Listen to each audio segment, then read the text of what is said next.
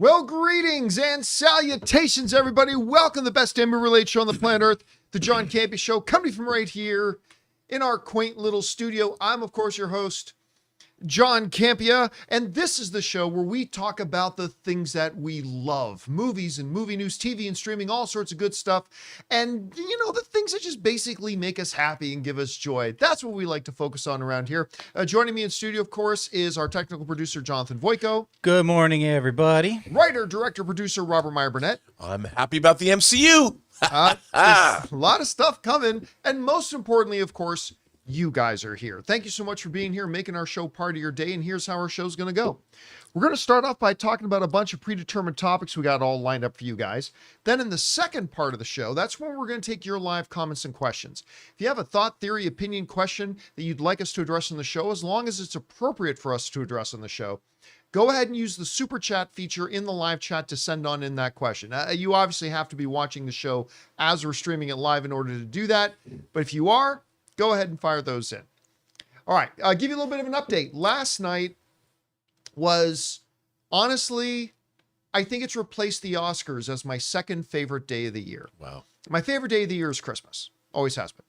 But my second favorite day is gift delivery day. That's the day that Ann and I, we pack up the cars and we take all the gifts that you guys helped to buy for our adoptive family this year.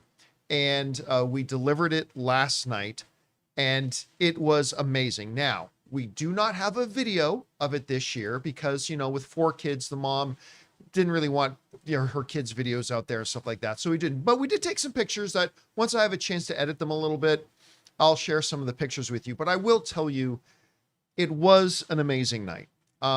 She didn't tell her kids what was happening. So...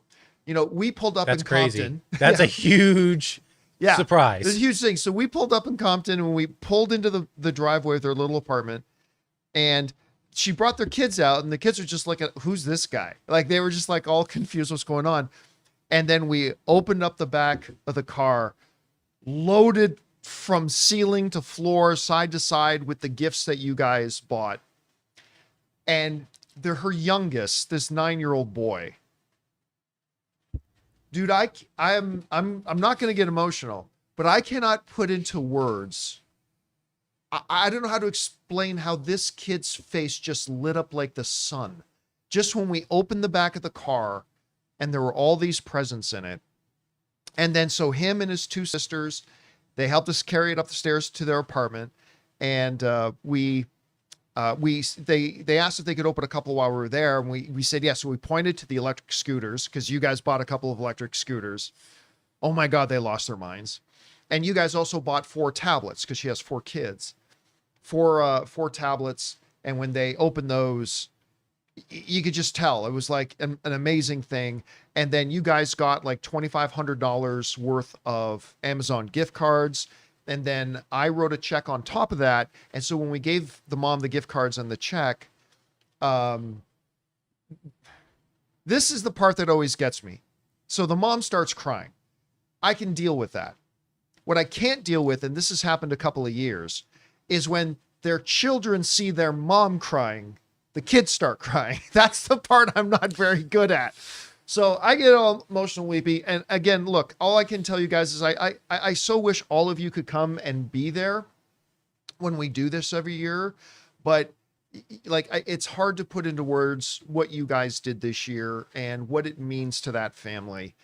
And it's truly the best day of the year. So again, I'll share a couple of pictures once I have a chance to edit and stuff like that. But a big thank you to everybody who participated in our adoptive family, whether you bought a $10 Amazon gift card or whether you bought a $150 electric scooter, you guys came through, you delivered, and you gave a family not just a great Christmas, you gave them hope, you made them feel like they were of value, and you made, and by the way, I wanted to throw this out there too, because this was the best thing yesterday.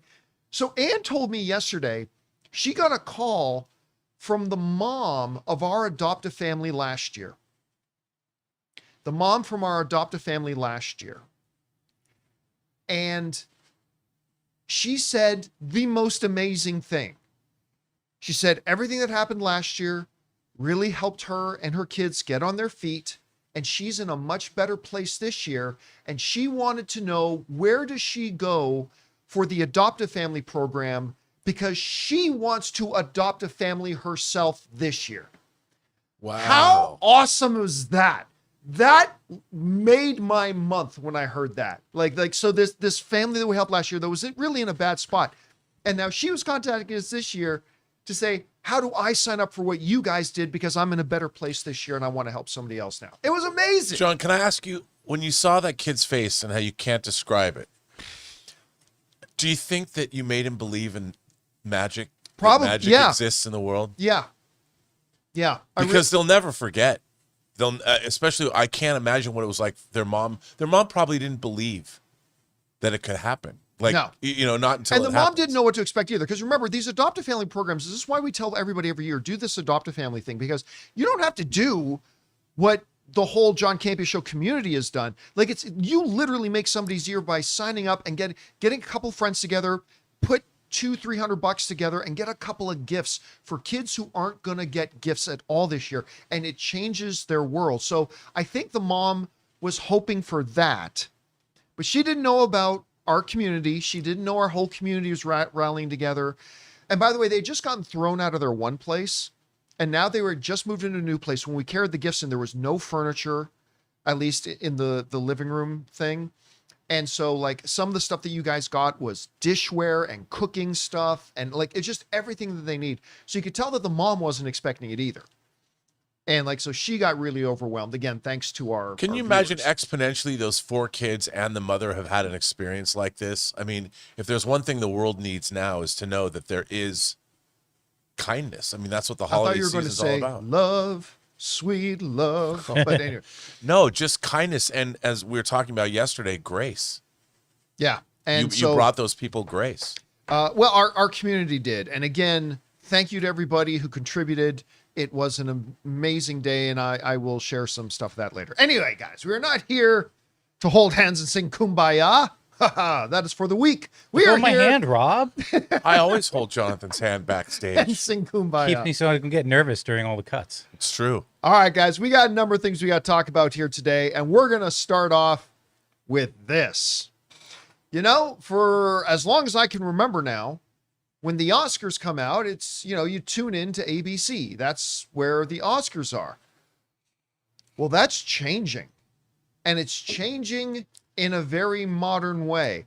Because according to this story from The Hollywood Reporter, the Oscars are leaving ABC and they're going to start calling their home YouTube starting in 2029. The Hollywood Reporter wrote the following: after decades of airing on ABC, the Oscars will be broadcast via YouTube starting in 2029. The Academy of Motion Pictures Arts and Sciences announced Wednesday. The Alphabet Network will continue to air the world's most watched awards show through the 100th Oscars ceremony in 2028. So ABC will still continue to be the home of the Oscars for the next couple of years. The Academy of Motion Pictures Arts and Sciences and YouTube signed a multi-year deal that will give YouTube the exclusive global rights to the Oscars beginning in 2029, with the 101st Oscars ceremony running through 2033. So at least the initial deal is going to be 4 years. And by the way, it's more than just the Oscars. It's going to be the governor's ball ceremony. It's going to be various things they do throughout the year. There was even some stuff in one of the articles talking about maybe even creating some special features surrounding the new Academy Museum. So it's a very exhaustive kind of partnership. And it ain't free. YouTube is paying for this privilege. And they're paying big as YouTube more and more, who of course are, look, we talk a lot about Netflix and HBO and Disney Plus. No. The number one streamer in the world is YouTube by a large margin. Yeah. Mostly because of this channel. Mostly because of the John Campea Show. Mm-hmm. Let's be honest and call a spade a spade. My lawyers will be in touch. So, I mean, they want to get more into the prestige stuff, it sounds like. It sounds like YouTube is going to be more than just a video sharing platform. They want to be the go-to network. So they're going to be starting to do the Oscars. Rob, this takes away a lot of the people's questions about how do I watch the Oscars? It was simple. Just open up YouTube. Same way I watch the Game Awards. Just open up YouTube. So this is a major shift, and it not going from one network to another, but rather to YouTube. Anyway, Rob, what's your takeaway on this? Well, I have to tell you, I feel that our civilization, Western civilization, has been a little slow on the uptake when it comes to new media and new media forms of delivery. And to be honest, this has been a long time coming. And the fact that, like, look, I love the MPAA, or the Motion Picture Arts Society, MPAS. Or MPA. Yes. Now, it used to be the MPAA. Yeah. It used to be the Motion Pictures Association of America. But that's for they changed it to the Motion Pictures Association. But this is the Motion Picture Arts and Sciences that runs the museum and puts on the Oscars. Yes. AMPAS. Yes, It's yes. AMPAS. Yes. So they have been slow. They finally allowed clips from past Oscars to be on YouTube, which took a long time for them to do that. And I love those clips. I can't tell you, some of those clips I've watched 100 times. When you watch actors, I know it's the speeches don't really, but just to see the era and see Bob Hope host and all that, I eat that up. When I read this morning, you probably saw this before I texted it out, but I was like, it's about effing time, dude. This is great news. Look, this is one of the most watched broadcasts in the world. And I'll tell you what else. What I love about this is there are people that have never watched the Oscars around the planet Earth. They talk about, well, 1 billion people watch the Oscars. Well, there's 8 billion people on the planet. There's a lot of people who've never seen the Oscars. The only thing with this date, what is it, 2032? Well, it starts 2029. Right, 2029. To 2033. Running through 2033. That's very optimistic about the state of cinema. And that's what the thing that made me very happy about it.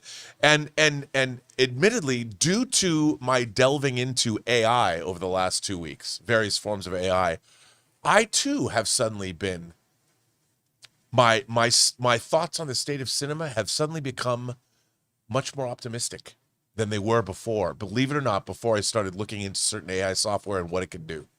I am more optimistic than ever that more new filmmakers are going to start making movies, and Hollywood movies can be made much cheaper, but it is not going to get rid of the human element. Yeah, and it's not going to be AI slop. That's not what Nope. you're talking about. Not at all. You're That's talking not what about real creatives. I'm talking about real creatives, that people that know how to make movies. And I'm going to do a show about it later, but oh my God, not today. But it's amazing. And to know that the Oscars are like, hey, we're paying this, they're going to pay us this money. And YouTube's like, yes, movies are back, baby. Between Ted Sarandos, between the Oscars being on YouTube, we have a future. And between my excitement for Avengers Doomsday, Parts 1 and 2, Endgame, and Secret Wars, and Spider-Man Brand New Day, we're back. By the way, speaking of AI and the Oscars, I've been told, and I'm sure you've probably heard it too, I'm sure a lot of people hear this, the Academy right now is looking at new rules to limit or ban the use of AI. If you use a certain amount of AI in a film, the film is disqualified from Oscar. I like that. potential. Yeah, I would like that too. Now, whether or not they actually come around to nailing that and doing that, we'll find out. But it would be an interesting move. But again, the main story here is it's moving to YouTube, which Right. is instantly going to make, for the Oscars have always been broadcast around the world, but now it's like simple. Wherever you are in the world, open YouTube and away you go. So it's going to be really interesting to see what that does for viewership.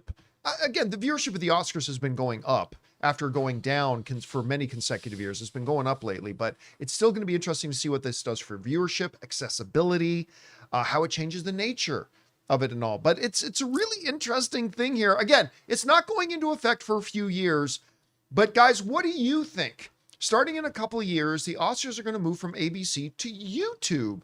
What's the potential? What's the potential dangers of that? Whatever you guys think, jump down to the comment section below and let us know your thoughts. All right, guys. With that down, let's move on to this, shall we?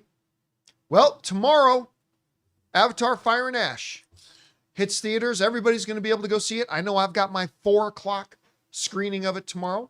I'm going to go see that. Hopefully get a glimpse of whatever the Avengers trailer is going to be that plays in front of it.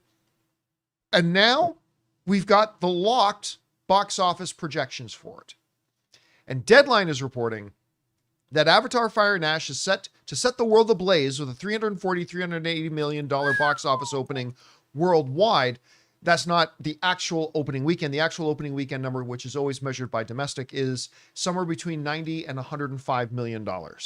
Not strong domestically for what it is, but yeah. Well, I mean, but that's the funny. Okay, look. So when we hear 90 to 105, that's a very good opening weekend for a lot of films. Yeah.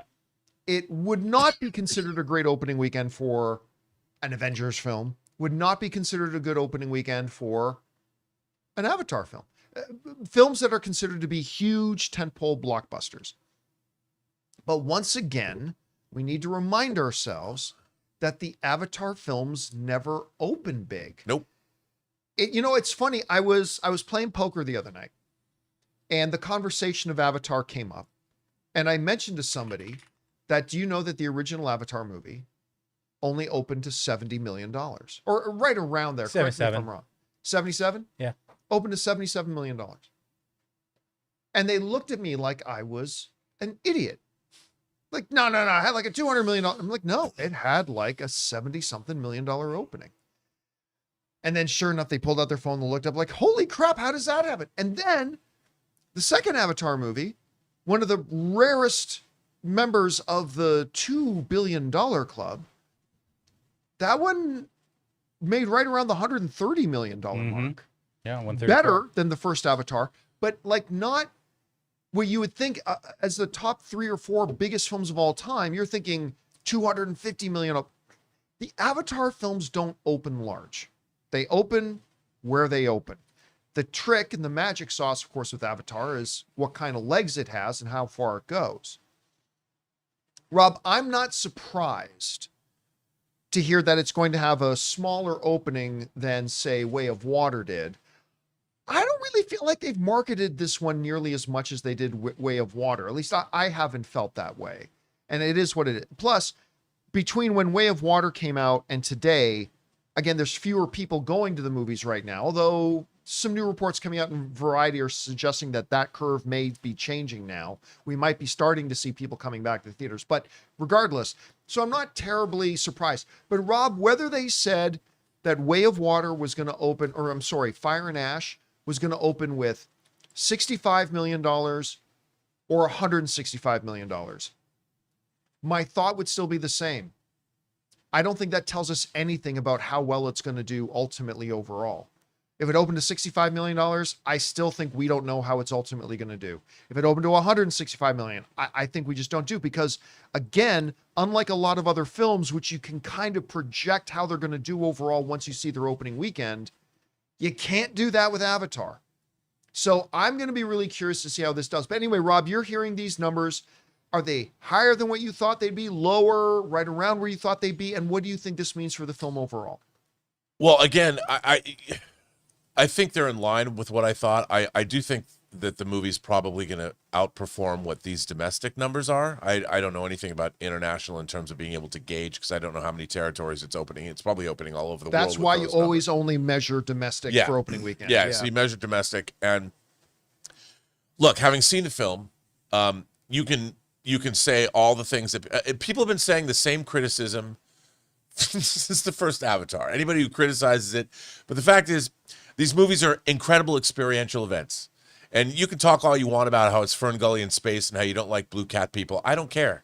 You are being a contrarian. You're not paying attention. And when you tell me that, well, it has no pop culture footprint.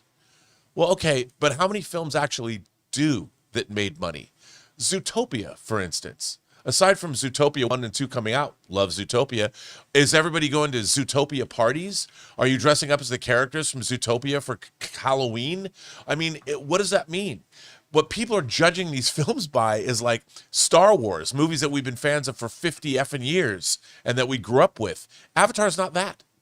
Avatar doesn't star people that you want to emulate. You can't, I don't want to be, I'm sure if I was a 6-year-old, I wouldn't tell my mom, I want to be Jake Sully when I grow up, because he's a Pandoran. I mean, I think this movie and these movies are terrific adventures. And like I said, this is kind of the Rocky 3 of the franchise. It is wildly entertaining. I defy anybody to watch the first hour of this movie and not be locked in. It is unbelievable. And I'll tell you something. It switches from high frame rate. You got to go see it in high frame rate.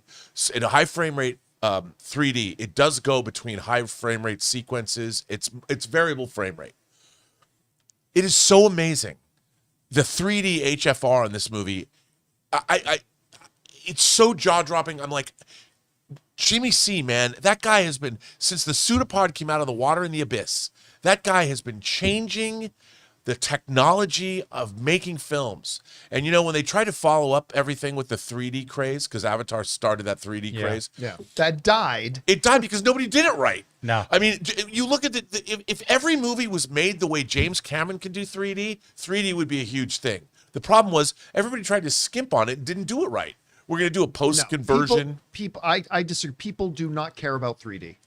It's just been proven. It's just been proven over and over again. But People not do with not these care about movies. 3D. These movies prove that people will go if it's well done. In a very rare exception. Yes. I agree with that. Because I saw, you know me, I hate 3D.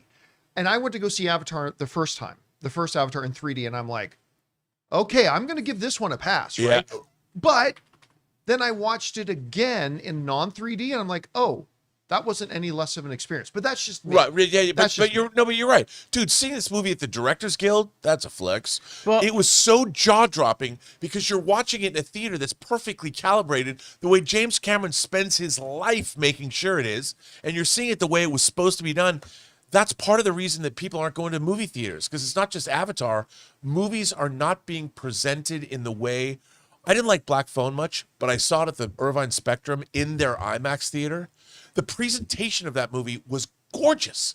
It looked so amazing. And I'm like, why aren't all screens like this? Right. Well, now we're getting into a separate I know. topic altogether. But everyone's going to go. You know, they're going to go. I want to bring this one up again because you brought up something that's said a lot. It's like when people are grasping at straws at something to criticize about Avatar, say it doesn't have any pop cultural footprint. And I am one of those people who used to say that. I'm one of them. So I say this as somebody who was one of those people. Until Avatar: The Way of Water came out, there is no deeper imprint in the ground than your sequel making $2.3 billion at the box office. Right. You want to say it doesn't have a pop culture imprint? $2.3 billion worth of people got online and bought tickets to go see this thing. Don't talk to me about pop cultural imprint, because I was one of the people who said that too. But anyway, it's going to be interesting to see how it's received. Again, it is the lowest critically rated of the three, but only by a finite amount. The difference between the highest critically rated of the three and the lowest critically rated of the three is literally only 11%. It's just, this movie's familiar. You know what? I was just thinking about what it doesn't have, and I'm not saying that this is why people say it doesn't have pop cultural. It's just one little thing. But like you look at Lord of the Rings, they all had like a song that it hit the charts, right? You had like Annie Lennox and all that stuff. You had Titanic, which, come on, I hate that song, but dude, that was a massive How song. can you hate that song? It's one of the great songs. It's My heart is overdone still and going overplayed. on. It's because it's cheesy. We I'm can not be saying tired of it. he performs it beautifully, but I'm just saying, I'm not running it on Spotify. By the way, and Lord of playing the it. Rings had 3 songs. Yeah. And then the third one ended with But Annie my Lennox. point is, Come Avatar on. doesn't really have like any kind of bangers that are hitting the charts like afterwards. Although this so- one's got Miley Cyrus. That's true. So that might be. Maybe that's their way of trying to change the trend on that. Yeah. Anyway, guys, question is for you. What do you think about this? The projection numbers are now out for the opening weekend of Avatar, of Fire and Ash. It's coming right in between the original Avatar and the second Avatar. But again, with Avatar films, the question is always, how does it do in the long run? And it's impossible to tell that from their opening weekend box office. Remember, Way of Water, its opening weekend, everybody proclaimed that Avatar 2 was a major flop. Then it went on to make $2.3 billion. So who knows? We'll see what happens here. Whatever you guys think, jump down to the comment section below and let us know your thoughts. All right, guys. With that down, let's move on to this, shall we? You know, at CinemaCon this year, obviously CinemaCon is my favorite event to go to every year. It So good. usurped Comic-Con for me as my favorite go-to event. One of the films that they previewed for us was this interesting looking film called Soulmate, where it had the number 8 in it, Soulmate, where it looked like a cross between Megan and what's the one that you like? So Companion. It looked like a mix between Companion. Now, What I didn't realize at the time, but other people have clarified it, is that Soulmate was also a movie that was going to take place in the Megan universe. So again, it looked like Megan and Companion had a baby. It didn't look like much original, but it looked like it might have some fun in it. Whatever. It didn't really make a mark on me. It's funny because just a couple of weeks, a question came about, hey, where is that movie? Yeah. It's like, well, it's on the calendar. They've got a release date, all that kind of stuff. But then something happened. Megan 2 came out. And, well, number one, it sucked. But number two, it flopped, especially compared to the results of the original. And I guess that has had some repercussions because according to Deadline, the Megan Universe movie Soulmate, Universal just dropped it from their release schedule. Oh, man. They just dropped it. And now, according to the trades, Universal is shopping it around to see if anybody else wants to pick it up. This reminds me a lot of, what was it, Coyote versus Acme? I literally was just about to say that. But that's coming out. Yeah. Well, it finally got picked up. It took some time. Yeah. But it was a situation where they had a finished movie. The studio didn't believe that the movie would even make enough money to make up for the marketing campaign if they tried to release it in theaters, then put it up for bids. And for the longest time, nobody wanted it. If we were talking about Coyote, remember that? They put it up for open bid and nobody wanted to pick it up. Too expensive. Took some time. Finally, somebody did. That's kind of the same situation we're in here now. It's a completed movie. It's all done. But Megan flopped. They're looking at the film and Universal just doesn't think, the money we're going to have to spend on marketing to put this thing in theaters, we don't even think the movie's going to make that back, let alone the production budget. So it's gone. Poof, gone away. And Rob, we didn't love the preview we saw for it at CinemaCon. No, well, it looks so derivative. Yeah, it looked extremely derivative, again, of those two projects. So question number one, are you surprised that they dropped it? What do you think was behind that? And number two, it's a finished film. So do you think anybody might come along and pick it up and actually finally release it? I'm kind of perplexed because they did say it was an adjunct to the Megan universe. Yeah. And I'm like, it is Blumhouse. So why didn't they put it on Peacock? A lot of the time, Blumhouse was making, their model was they'd make these $5 million movies and under. And if they were good enough to release in theaters, Universal would release them. But if they weren't, they'd put them on streaming. But now they're taking this one out to sell. So they think it's good enough that somebody might want to pick it up. They're not just putting it on. So I'm perplexed by this, to be honest. I'm like, Five Nights at Freddy's, obviously big established franchise, also a Blumhouse movie. With a proper marketing campaign, I guess the movie's not so good. They released Megan 2. Yeah, but look what happened when they released Megan 2. Yeah, it's true. It flopped horribly. I mean, I guess I'm perplexed by this because what I don't know, they showed this to us at CinemaCon almost a year ago, back in April. You see this, I mean, even this image to me. That's from Megan, I think. Yeah, that was Megan. It from? Yeah, it's from Megan. Well, I mean, if it's something along those lines, I would watch this movie. I mean, how bad can it be? Well, the answer is pretty bad. I guess pretty bad. I saw Megan too. I mean, it's just bizarre that if it is an adjunct to the Megan universe, I mean, not all the Conjuring movies, The Nun was not great. The Nun 2 is better. Annabelle was fine. Annabelle Creation was better. Oh, the second Annabelle film was so much better. So much better. Really good. So, but how bad could people will go? Not Megan 2 says they may not go. Yeah, but Megan 2, that was a mistake. Well, yeah, it was a complete mistake. But this is a new one, Soulmate. But they came up with a good ad campaign. Here's the thing, though. If you're Universal, why not drop it on Peacock? Well, I think the answer to that would be because if you drop it on Peacock, you're going to get nothing back. If you sell the picture, let's say you even sell it for $15 million. You get $15 million back. Because here's the question. Are you going to get $15 million worth of new signups on Peacock of people going, wait, Peacock's got Soulmate? Sign me up. Now, if it's Soul Glow. If it was Soul Glow, I would have been signed up a long time ago. Soul Glow. What band? Sexual Chocolate. I kind of get it, and I get them trying to shop it. I just honestly don't know who's going to want to pick it up, especially knowing that its home studio has literally rejected it. Well, that's Like, how do you do that? That's a perception thing. It's like, oh, the Mm-hmm. movie that their own studio didn't want. And now how do you coming not from know? Paramount. How does it take this long to figure out? Well, not so good. Well, I think they probably tried to think of ways and just came down to this. But you know what?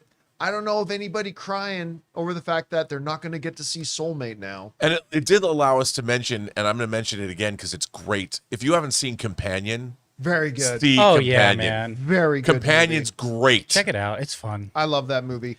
And you know what? So the question becomes, how long do they try to shop it? Like, listen, if nobody does buy it, they will eventually drop it on Peacock. I mean, but how long are they going to try to sell it? How low will they be willing to go? Who's going to pick it up? Whatever you guys think, jump down into the comment section below and let us know your thoughts. All right, guys. With that down, we're going to try something a little different here today. Get a little bit more into the nitty gritty, I suppose. We're going to do a little segment here called Ask John Anything, where, we primarily keep everything here to just talking about movies and movie news, but I get asked a lot of different types of questions. So I thought, hey, let's take a few minutes here and let you guys ask me anything you have on your minds that maybe isn't have something to do with movies. So Jonathan's got a few picked out. Jonathan, what do we got? Okay, Rift'em Son says, which canceled show most deserves a reboot, e.g. Firefly? Well, I mean, That's a loaded question. yeah, well, Firefly kind of did get a follow-up with the movie. one of my favorite sci-fi movies of that decade, which was Serenity. Serenity is so good. I love that movie. So that's one. But honestly, for me, many of you probably know what I'm going to say. Awake. I loved that show, and it only got one season. It was brilliant. It was well acted. I can't remember the actor's name. He's from that Star Trek. He's from Star Trek Discovery. He played the captain in the first season, and then he was Draco Malfoy's dad in Harry Potter. Why am I drawing a blank? I'm forgetting the actor's name. Is it not Jeremy? No, anyway, not important. But the basic premise of the show was this: this cop is in with his wife that he loves and his son that Jason Isaac is that his name. Thank you to Mr. Spawn in the live chat. Jason Isaac's in the car with his family, his wife and his son, and they get into a car accident. When he wakes up, his wife survived, but his son died.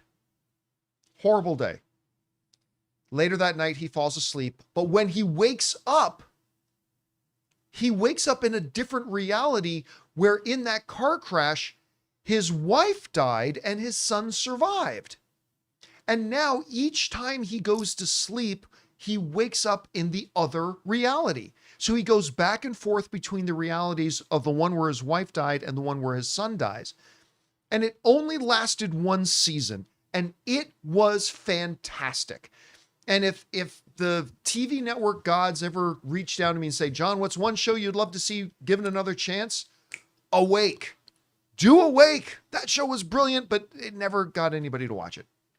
All right. What's another one? All right. Here comes the next one. From Ricky Bizarro, what's the greatest lesson you learned in your 20s? Could be business, personal, anything. I just turned 22. Could use some guidance. Love the show. The number one thing I still remember very clearly when I had this kind of epiphany, and that was very much well illustrated in the movie Castaway by Tom Hanks later on. But understand this when you're in your 20s. Get a firm grasp on this. Life can change like that. Let me lick my fingers here. Life can change that quick. But that's both positively and negatively. Okay? Like, you think everything's great, something terrible can happen today that changes the way your life goes forever. But no matter how bad this is the part I always try to tell people as much. No matter how bad something looks, life can change just like that. And your life could look totally different tomorrow, no matter how good things look today or how bad things look today. I'll give you a quick, don't know if I've ever told the story before, but let me give you a quick example. I had quit my job and I was now doing my website, the movie blog, full time. That's how I was making my income. Some changes happened to the Google AdSense program, which is how I made my money running a blog, right? And overnight, I lost 75% of my revenue, 75% of my income. And I wasn't making a ton of money to start. And fortunately, I'm very good with my money. I had a lot of money saved away, but as the months passed, my bank account was getting down closer to zero.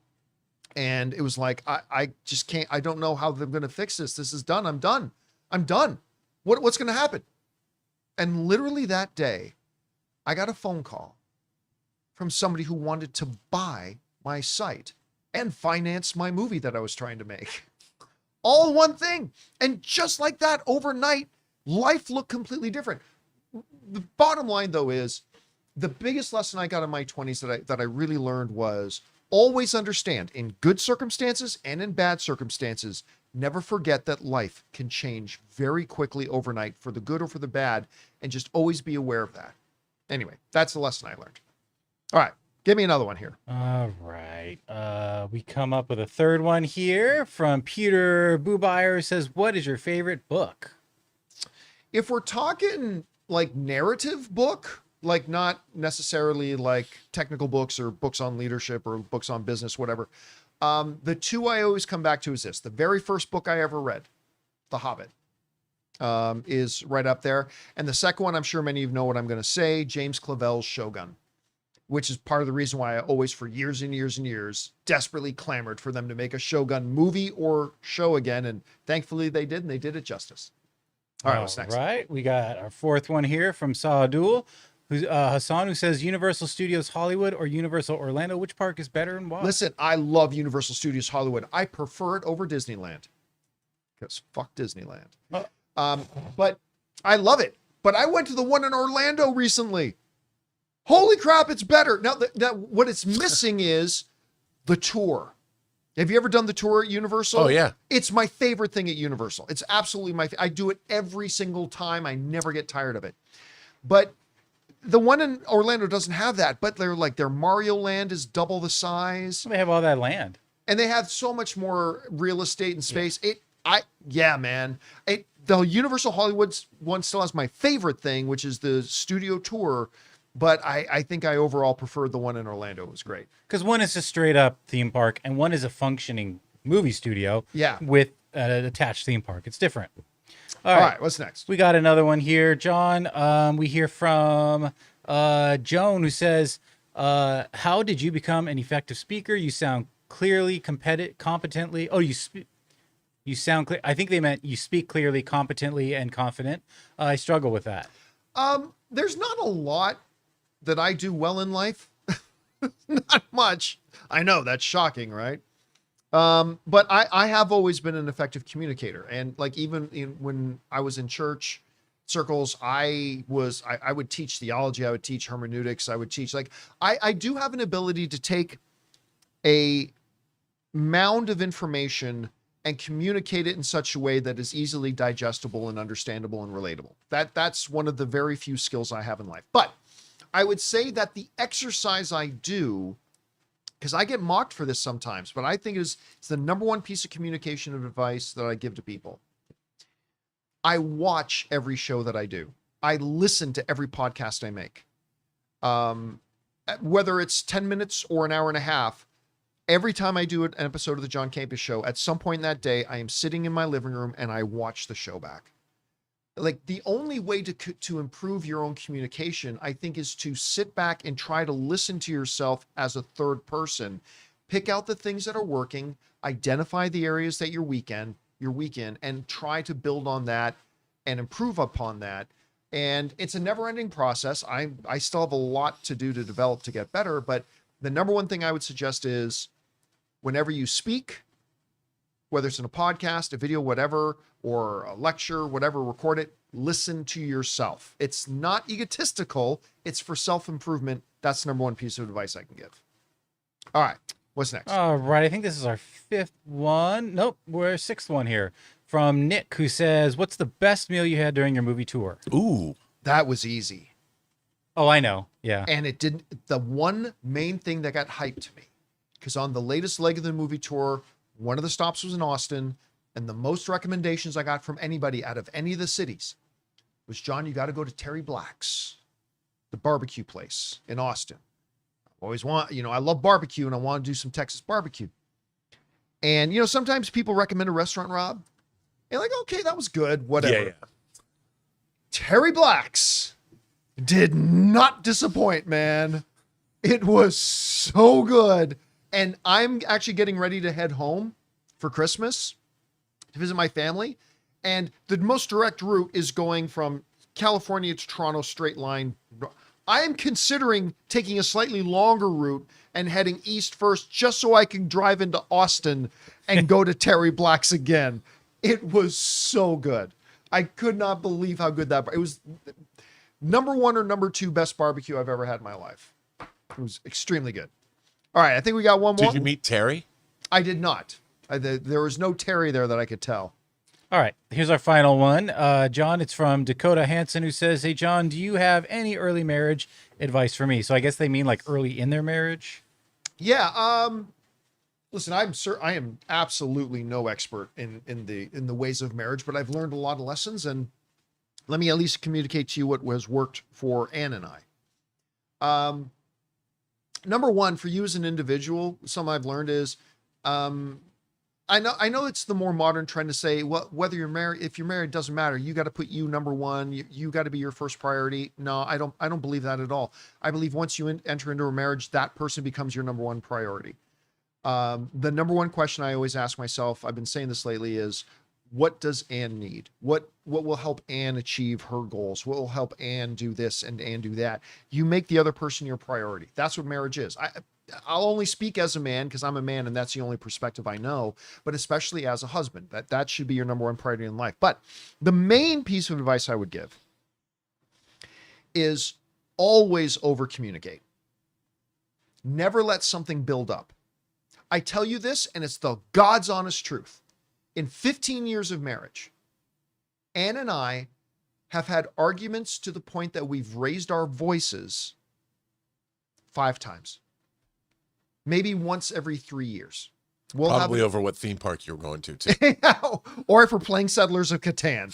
Oh, really? That happened? No. Or taking any trip into Costco.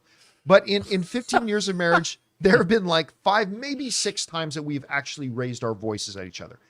The key to that is not that we're better or we're more compatible than anybody else. The key to it is we never let anything build up. We communicate all the time. The moment something strikes her the wrong way, she says, what did you mean when you said that? Like she brings up, if the moment something is not hitting me the right way, we communicate. We communicate. It may sound cheesy. It may sound like a off the cuff kind of thing, but it has really worked for us. And again, we by far don't have a perfect marriage, but by communicating, we've limited our conflicts a lot. And yeah, there's that. All right. Nice. That was we thought, some people kind of asked for it. So we tried a little thing of Ask John Anything. I hope you guys find that informative. All right. Guys, before we move back on to the actual news stuff here today, because we still have a couple things we got to talk about, including Warner Brothers has now officially rejected the Paramount counter offer. We're going to talk about that. Netflix and Warner Brothers have just launched a brand new website that have doubled down on some information. We're going to take a look at that in a second. And if you thought the Avengers stuff leaking, the Spider-Man brand new day trailer had leaked. We're going to talk about that and a few things more. But before we do, we're going to take a quick second to thank one of the sponsors of today's episode of the John Campea Show, our friends at PrizePicks.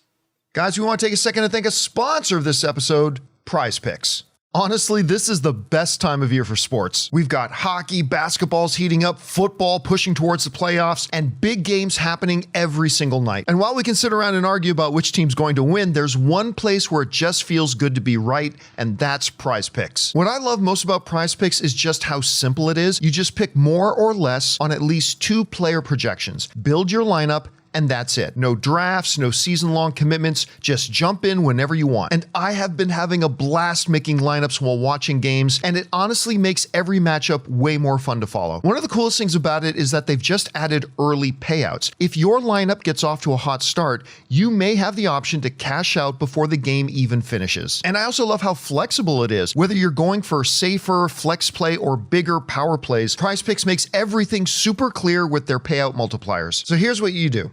Download the PrizePicks app today and use the code Campea to get $50 in lineups after you play your first $5 lineup. That's code Campea to get $50 in lineups after you play your first $5 lineup. PrizePicks. It's good to be right. And thank you to our friends at PrizePicks for sponsoring today's episode of the John Campea Show. All right, guys, with that down, let's move on to this. Again, of course, the big shadow hanging over the entire movie industry right now is the upcoming acquisition of Warner Brothers. It looks like it's going to be Netflix, but Paramount has not given up the ghost on their attempts to try to get it. Of course, they countered with a $30 per share. David Ellison has been very vocal about our bid is the better bid sort of thing.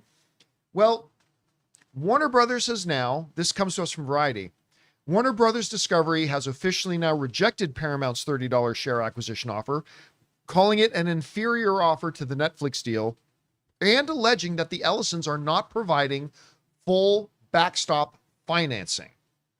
Now, I'm going to read this because it gets a little bit into the financial weeds of it, but I think the basic gist of it is this.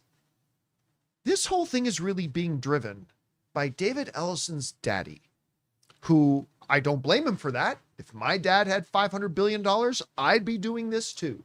So no shade on David for this at all. We'd all do this. But Larry Ellison, Mr. Oracle, the basic premise of this is that it's Larry Ellison and his money that is guaranteeing the takeover bid by Paramount. Like, if all things fail, Larry Ellison's going to cover the checks.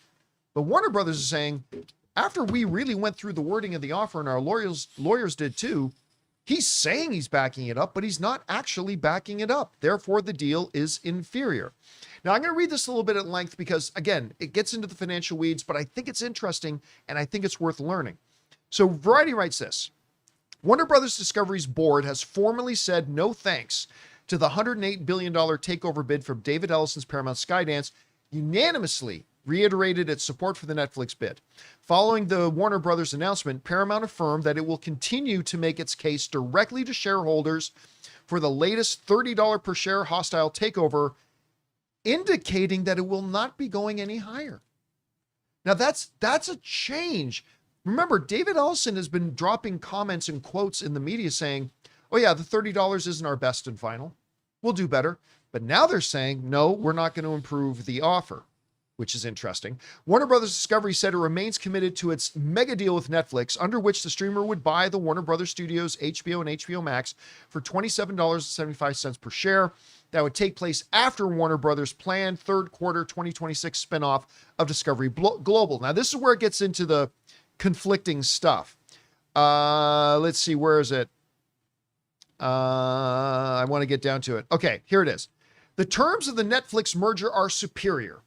The Paramount offer provides inadequate value and imposes numerous significant risks and costs on Warner Brothers Discovery. Warner Brothers Discovery's board said in a letter to shareholders.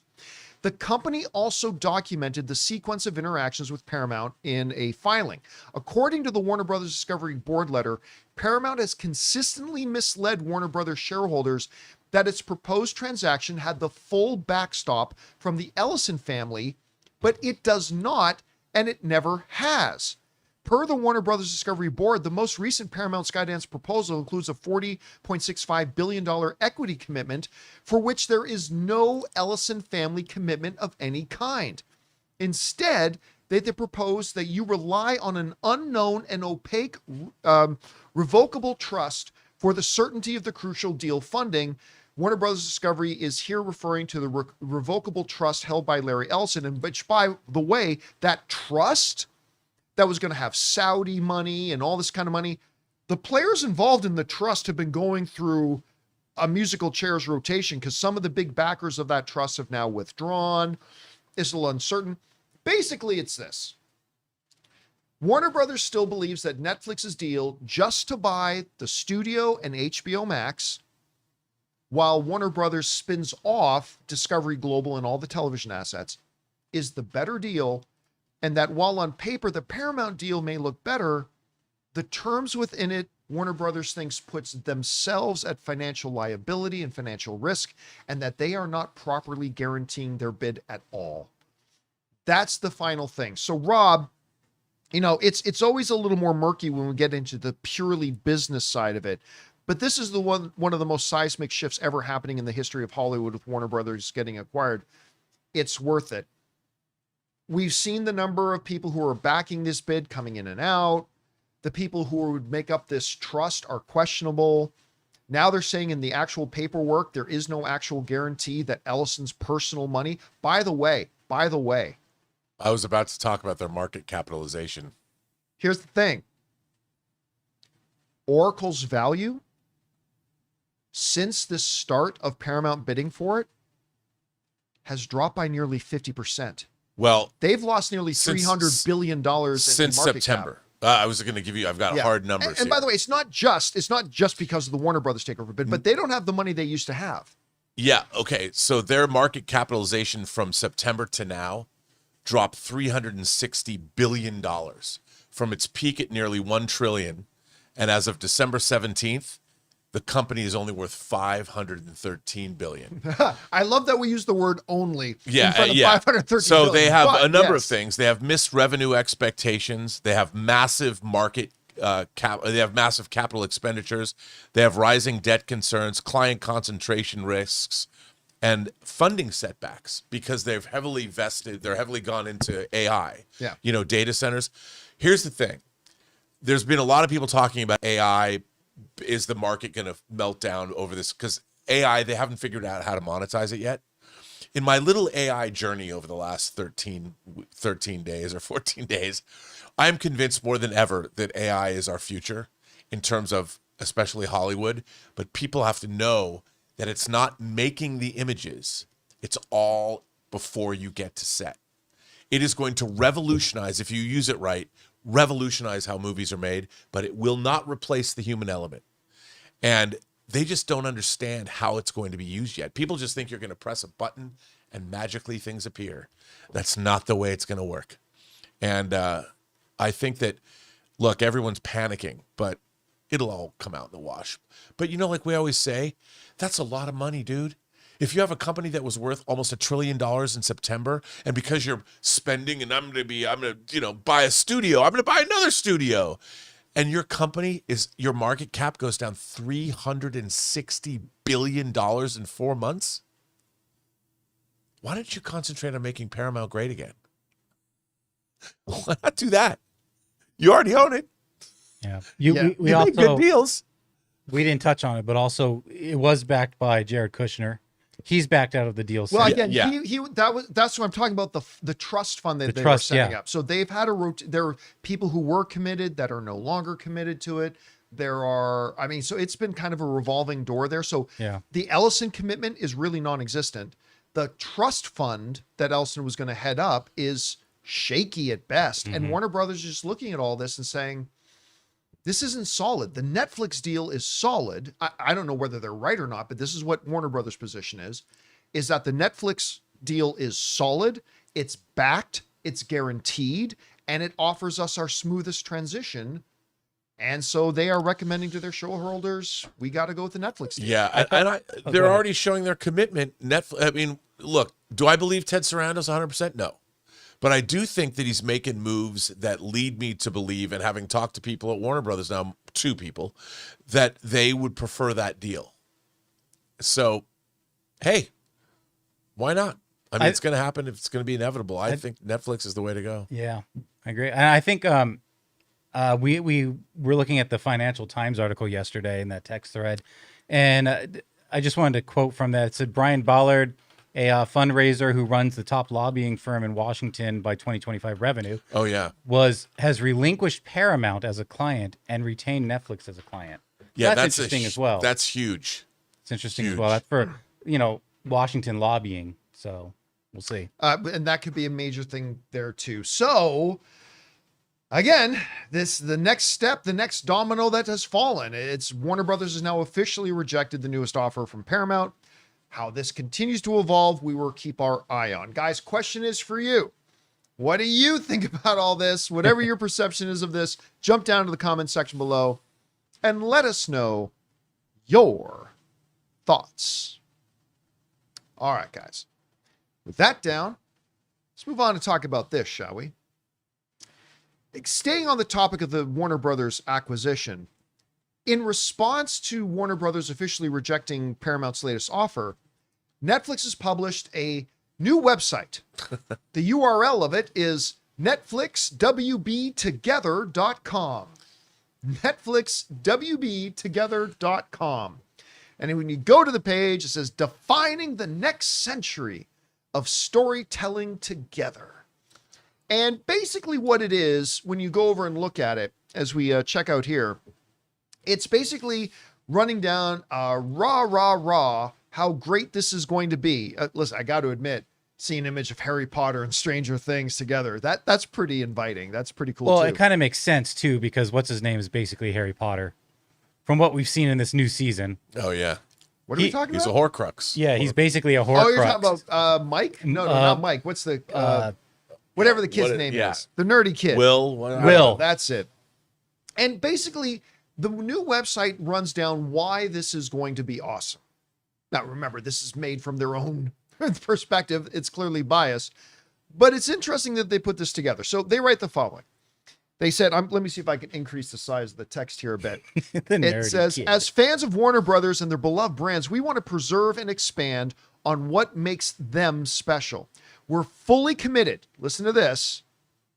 We are fully committed to releasing Warner Brothers films in theaters with a traditional window so that audiences everywhere can enjoy them on the big screen. We plan to make sure HBO continues to create the prestige television shows that fans know and love. And with our global reach across 190 countries, we expect that these stories to reach an even larger audience. Because, by the way, as great as HBO Max is, it is not in as nearly many territories as Netflix is.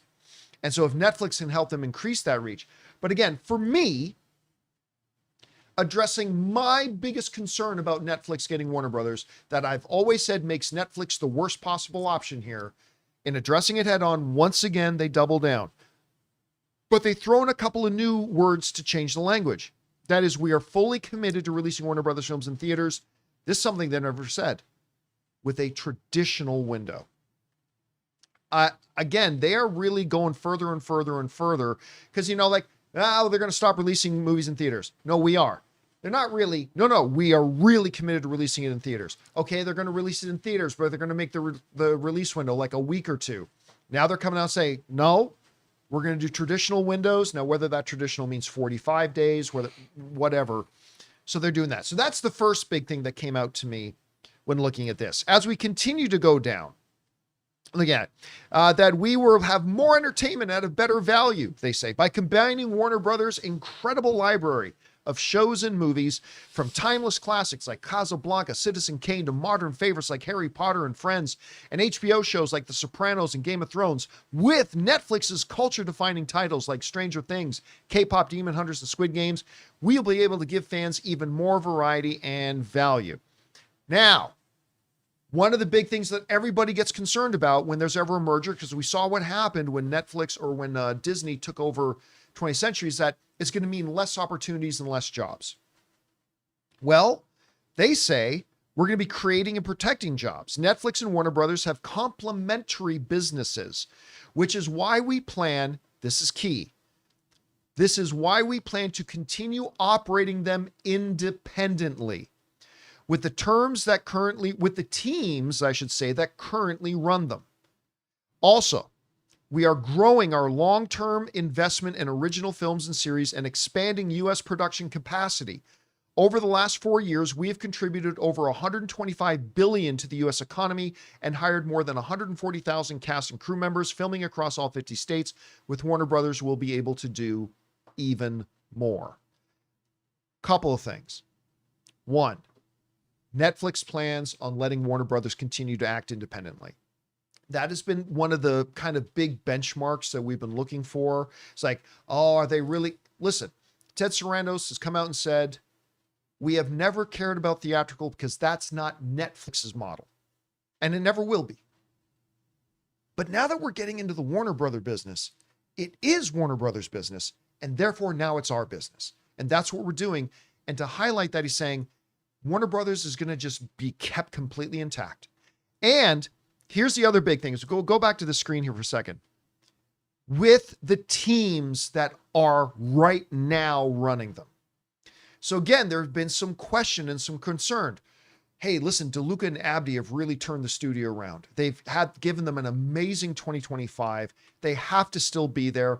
You know, David Zaslav just gave them an extension contract. Is Netflix going to honor it? Hey, the current teams that are running this thing, DeLuca and Abdi, yeah, we're keeping them. And they're going to run this studio independently.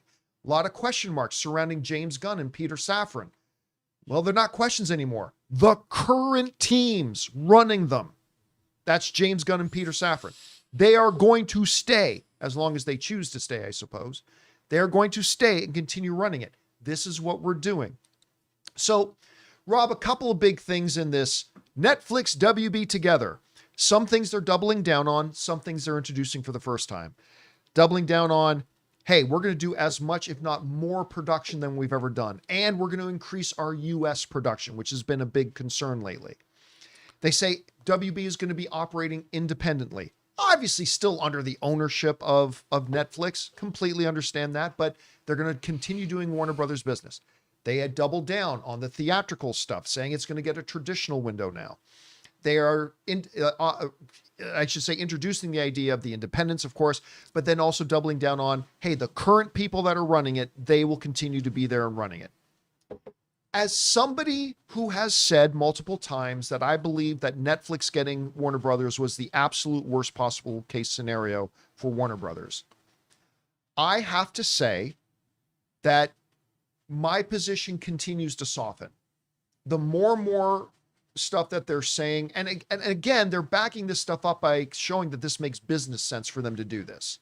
They're not just saying it to say it, it actually makes business sense. Absolutely it does. So I gotta say, look, my number one best outcome of this is still Warner Brothers just staying Warner Brothers and not selling at all. I think you and I both agree on that. But I do have to say that very strong position I had about Netflix is the worst possible case scenario. If what they're setting out to do is to change minds like mine, they're doing a pretty good job. Again, like I said, I'm not yay, Netflix, get Warner Brothers, but I gotta say I don't feel nearly as bad about it, right? Let me say it this way. I feel more hopeful about it now than I did before. So anyway, Rob, you saw this Netflix WB Together sort of website. You read through it. What are the things that are standing out to you? Look, the things that you brought up, I mean, it seems to me like they're making a commitment to the studio, unlike the last, look, AT&T, they didn't know what they were doing.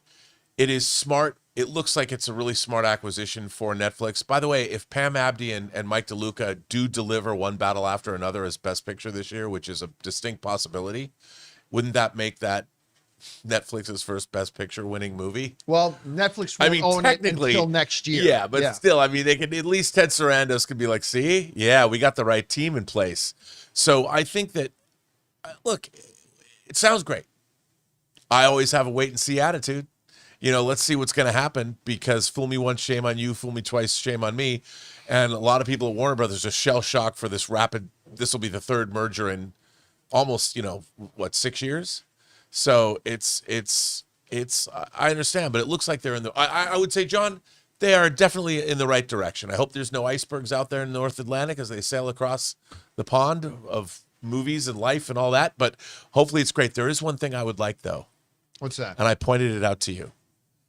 They must put the Warner Brothers logo before the Netflix logo, because every time I see those two logos together, I see the word no. N-O. The Warner Brothers shield is the O. The Netflix is the N.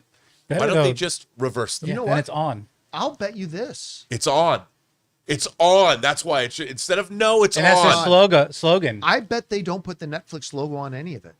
Yeah, probably. But I mean, just now when they keep showing the logos. Oh, I see. When they show it, I don't the shield looks like an O. Yeah, because I mean, right now in all this publicity, I don't know what their logo's going to look like. Yeah, bring this up, Jonathan. On my no. N-O. You're right. No. You're right. And you know what? If they put it now. the other way, like you just pointed it's out, on, baby. It's on, baby. This no has got to go. Put the Warner Brothers first. This no has got to go. It's on. Anyway, guys, question is for you. What do you think about this? Have you moseyed on over to your new favorite website, NetflixWBTogether.com. Apes Together Strong. I don't know. Have you had a chance to see it? What do you think about the stuff that they're saying? That's a 20th Century Studios reference you just made. Whatever you guys think, jump down to the comment section below and let us know your thoughts. All right. With that down, guys, let's get over to this, shall we? You know, as we were talking yesterday about potentially leaked trailers, Steve Rogers, by the way, a Thor 1-2 and whatever. In the midst of all that, a Spider-Man Brand New Day trailer leaked online. And you know, a lot of people wanted to ask the question, what's going on with Marvel? How's Marvel leaking all these trailers? Remember, with Spider-Man, it's not Marvel. It's Sony. Right. This is Sony's movie. They're the ones putting the trailers together. It's their stuff. Oops. Oopsie. Now, this one, it's clearly a computer monitor with somebody with a little window open on their monitor playing the trailer and a cell phone pointed at their monitor. It looks like sometimes dipping down, sometimes not. And it looked like the camera was really, really foggy. It was horrible quality. Audio was horrible. Video was horrible. But you could clearly make out what it was. It was a Spider-Man trailer. And somebody leaked this out, and I'm sure their world is going to get destroyed once Sony figures out who it is. And also, whoever's making the trailer, the company that's making the trailer just got compromised. Yes. So if it was some intern or somebody, you know, some unbelievable idiot who did something like this, it's not cool at all. Now, so while we are not going to show what it was, websites like IGN and a few others have put out descriptions. Now, so if you don't want to hear what the description of the trailer was, hit mute or go away. Actually, you know, Jonathan, let's put up our trusty little spoilers thing. You know, wait until this spoilers graphic is gone. Then you can listen in again. If you don't want to hear, remember, we're not talking about the movie. We're talking about the trailer. So we're going to read the description of the trailer as they've been published and talk about some of the interesting things that kind of come out from it. So we go over and take a look at this. The leak is from a computer screen, eerily similar to the Spider-Man No Way Home leak, but much better maintained as any watermarks are blacked out. And in combination with the poor video quality, it makes it hard to decipher properly. They've done their best, though. Here it is. The song used in the trailer is New York, I Love You, But You're Bringing Me Down by LCD. Love it. I do too. The trailer opens with Spider-Man, Tom Holland, narrating. Hi, I believe this is from a letter he's written. I think he wrote a letter and he's reading it to himself. Hi, my name is Peter Parker. You don't remember me, but we used to know each other.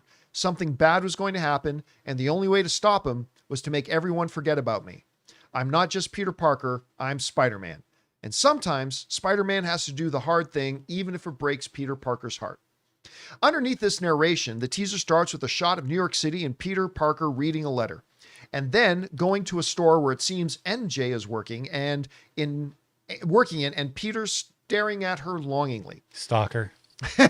Creep. There is what seems to be a press. That's where they should have played the Police's "I'll Be Watching You." There is what seems to be a press conference. A washing machine is shown, and then a shot of Peter at a window holding his hands together. Peter begins running his Spider-Man suit, running his Spider-Man suit, but without his mask. And then we see a series of comic book inspired shots. One of Peter swinging and fighting Boomerang, one of Peter fighting Tarantula. There is also a shot of Peter fighting the Hand Ninja. Yes! Rob's favorite thing, the ninjas, who are in red costumes, but we couldn't find this, what this is based on. The next shot sees Peter building in a building, and the next few scenes are quite dark, so it's hard to make out who or where it takes place. Now, this is where it gets interesting. We all know Stranger Things' Sadie Sink is in this, and then we get to hear her voice. And it's a pretty cool line. Sadie Sink's character can be heard saying, "You're a mess, Spider-Man. Stay out of my way, or else it won't just be your friends who don't remember who Peter Parker is." Okay, first of all, that's an awesome line. It is an awesome line. Second of all, it means this character, the spell didn't work on her because she knows Peter Parker is Spider-Man. So that's interesting right there. So I don't know who it could be. Anyway, it seems Sink's character used some kind of magic, and the scene shows a reflection of a puddle that is dispersed by a drop of water that falls into it. Then I'm going to fast forward a little bit here. We see Spider-Man, then a shot of Spider-Man talking to Bruce Banner, Mark Ruffalo, with Parker saying, "Trust me, Banner, I need your help." Bruce replies, but his response is indiscernible due to quality. More shots of a tank that Spider-Man is driving. Then the title sequence flashes across the screen. On the inside of a building, Frank Castle, Punisher, shoots unseen opponents, helping Spider-Man. Spider-Man exclaims, "Wait, what are you doing here?" And Frank responds, "Saving your ass. Can't you see that?" Which is a very Frank sort of thing to say. So anyway, that was basically the trailer that got leaked. Again, the highlight for me is that line. It's great. Like, "Stay out of my way or won't just be your friends that don't remember that you're Peter Parker." I thought that was a great line. I don't know if it gives us any kind of new clues or insight as to who she's playing. I mean, Phoenix clearly would have that kind of ability, but there are others that fans are mentioning. Rob, I'm sure you've got some theories. And then, of course, Frank shooting some people and saying, "I'm saving your ass." A discussion with Dr. Banner, looking for his help. This all sounds good, but then, of course, a quick shot of ninjas. Now, I never got a good look at any of this. A quick shot of what? Ninjas. Yes. At least what appeared to be ninjas. The hand, baby. Best you could possibly tell from that awful, awful, awful video quality. But anyway, Rob, you hear about all this? What's the stuff that's standing out to you? And does this line we hear from Sadie Sink give you any further insights or guesses as to who she may be playing? Not really, because it sets up more questions for me than it does answers. I'm very curious to see. I really don't know, because whatever. I mean, the Phoenix angle could be very interesting, but I think I since X-Men, I don't know. All I can tell you this, John, is for the very first time, not just because I'm on a doomsday high, and not just because I watched that kid's Instagram video where he points out that Captain America, Steve Rogers, would not have forgotten who Peter Parker is. By the way, can I just throw this out there? Yeah. I didn't realize this until afterwards when I was going through the live chat. The dude from Screen Crush who made that video you were gushing about so much yesterday, he was watching the show yesterday and in the live chat and, and saying, "Oh my God, I've watched the John Campea Show for so long, and it's so surreal seeing them talk about." Well, let me just tell you, Colton, I thought that was awesome. I've watched that video. I watched that video again last night. I've never watched a YouTube speculation video more than 4 times in my life ever. So I'm telling you, and now I just want to point out that this is now 4 shows. John, I don't understand why people have not been talking about the marketing, the video, the viral marketing they've been doing with Trevor Slattery all over the internet for Wonder Man? So there's 4 shows, 4 things that are coming out in 2026 from Marvel. And I'm deliriously excited, not just about them individually, but how the ramifications of where it's all going. And that would be Wonder Man to start. That would be Spider-Man Brand New Day, but I know it's Sony. That would be Terry Metalis' Vision, that we know very little about. They showed a trailer at the New York Comic Con, but they didn't show it. It's never been released. But what Terry did with 12 Monkeys and Picard season 3, deliriously excited about, and of course, Doomsday. And I'm telling you, I used to think I was going to have to convince myself to get excited, but along with they had me at Ninjas, but Sadie Sink and all the stuff that's going on here, the fact that Hulk is in this, and I'm sure it's Hulk. We're going to see the Hulk we want to see. You got Frank Castle in this. If the Hand is in it. By the way, the description said the Hand. We don't know it was the Hand. Yeah, yes, it's true. We don't. But if it's Ninjas, just to be clear, and it's the hand that opens the door for Daredevil and Elektra. Could be the Hand, but we don't know that it was the Hand. We should make that clear. I am so excited about all this stuff, and it started with Colton. So shout out to you, buddy. I don't know him. I've never met him before, but he got me so excited in his well-researched video. I watched it in tandem with Endgame. That's how insane about Avengers Doomsday I have become. When I'm finally proved right, there's going to be 2 Doomsday movies, because in 19 weeks and now 28 days, who knows? But I'm just excited. This movie sounds like exactly what I wanted No Way Home to be. And I wanted No Way Home to be back like your friendly neighborhood Spider-Man vibe. I mean, No Way Home was great because it became this big, gigantic movie. But I always thought that they need to bring Spider-Man back and give us the Spider-Man. And they've teed it up perfectly when no one knows who Peter Parker is. So they have to bring it back to his own neighborhood, his own hood. And maybe it's going to be like, we're going to get a GoldenEye sequence where Bond was driving a tank through St. Petersburg. We're going to get Peter Parker driving a tank through Queens? Bring it on. Now, the one thing I will say, and I've suspected this the last couple of months as we've been hearing a little bit more about Spider-Man Brand New Day here and there. I got to say, my initial kind of hope for the new Spider-Man movie would be to really bring it back in and truly give us a friendly neighborhood Spider-Man movie. That's you know it. what I mean? That just make it about him protecting the borough, just protecting that sort of thing. The more I'm seeing and reading and hearing, it doesn't really sound like that's going to be the case. This is still a grander scale Spider-Man movie, which is fine. It may end up being the best yet. I'm just saying that my kind of initial hope was, wouldn't it be cool if they just kind of drew it back in a little bit and truly gave us a friendly neighborhood Spider-Man? And maybe we'll get elements of that. Regardless, look, you got Destin directing. He's amazing. And he knows how to play in the Marvel world. And I have all the confidence in the world that they're going to deliver something really good. I was just saying, I was kind of hoping for something a little bit more small scale. Okay, I'm going to throw one out to you.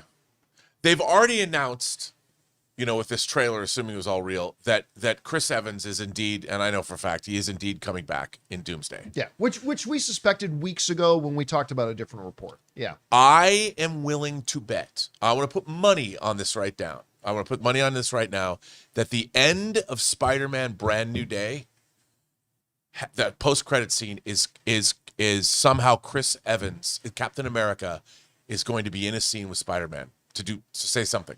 I don't know what it is, but after whatever shenanigans happen in the movie, you're going to see Captain America go get Spider-Man in some way, shape, or form. I don't think so. I'm just saying. I don't see how one is tied to the other. All right. We don't know. By the way, let's not forget, originally, Doomsday was supposed to come out before Spider-Man Brand New Day. I know. So I don't know. And remember, the whole thing, all we know about Captain America is that we've seen him in the trailer in the past as a young man. He rocking up to, it takes place at least 9 months after we last saw him as a young man. I think shenanigans are going to occur. By the way, let me throw this out there.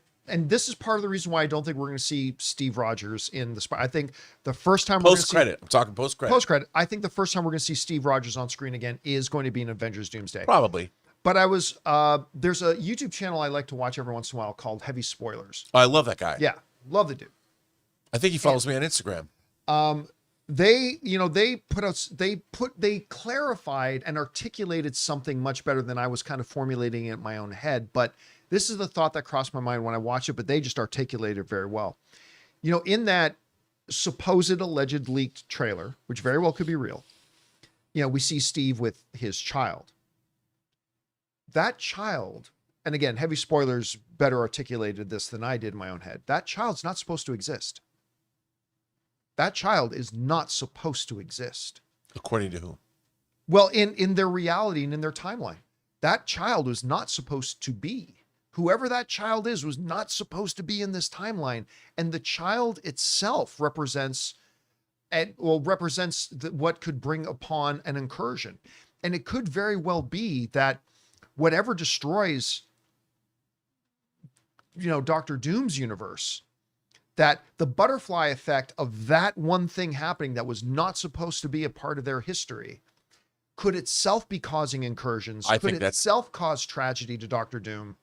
I think that's totally true. It's a great theory. I think that's 100% and true. Why it would put Doom and Steve Rogers at odds with each other. Yep. Between Heavy Spoilers and Screen Crush, these guys are killing it. The Heavy Spoilers guy, I forget his name. He's great.